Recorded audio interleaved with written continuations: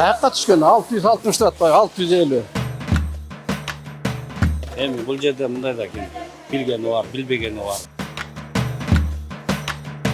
Эт жебей калабыз го. Мындан 2 жума мурун Кактус Медиа редакциясы Ош базарына келип, эттин баасын билип көргөн. Ош базарындагы уйдун эти 650-680 сомдон сатылууда. Монополияга каршы агенттик учурда абал турукташканын жана эттин баасы көзөмөлдөнүп жатканын айтууда. Мындан улам биз кайрадан Ош базарына келдик. Азыр эттин баасы эмне болуп жатат билип көрөбүз. Уйдун эти баягы эле баада. Ал могул эт бул буканыкы. Бука кымбат. Бул обычный уй арзан да. Агытыр кымбат. 20 сомдон түштү. Сыртта ултойдо түшпөй атат. Кандай? Сыртта ултойдо түшпөй атат да эттерчи. Бизде Алып келгендер кымбатап келип атат. келгендер кымбатыраак келип атат. А баягы экспортко вактылуу чектөө киргизишпедиби? Ошондо бир аз мындай баасы Жылыш деле болгон жок, жылыш деле болгон жок, кымбат деле болуп атат. Ошондо ушул эле сулп эттерди, сөгү жок эттерди 650-670тен сатып атабыз деп мурун 550-570 деп айтып калдыңыздар. Бар, айырмасы бар.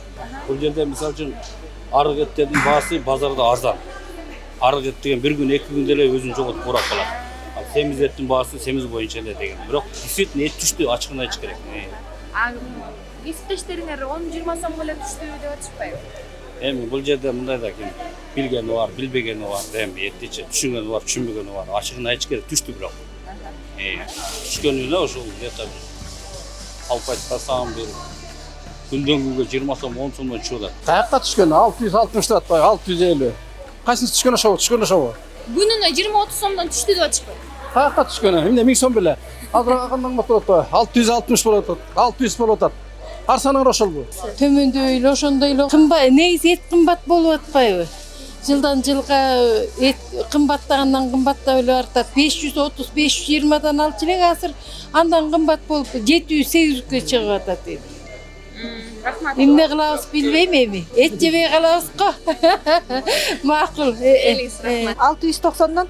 690'dan уйдун этинби? O tak 780'den eкен. Без söğü yok. Anam söğüktü 690'dan aldık. Аябай кымбат экен. Биз жылкынын этин 650 сомдон алдык. Уйдук болсо 650-700 деп турат. Өтө кымбат. Билбейм, мамлекет чара көрбөсө буга болбойт. Бизге окшогон карапайым элге оор эле болуп калат экен.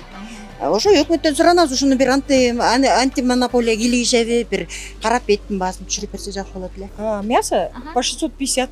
А что, подешевело? Нет, не подешевело. Подорожало, конечно. Я вот покупаю 650, это все равно дорого. Нет, мясо говяжье. Вот. Да все дорого. И говяжье, и свинина, и все мясо. Подорожало все равно. Все дороже подорожало. И надо бы нам, пенсионерам, тяжело, а нас никто не слушает. Спасибо.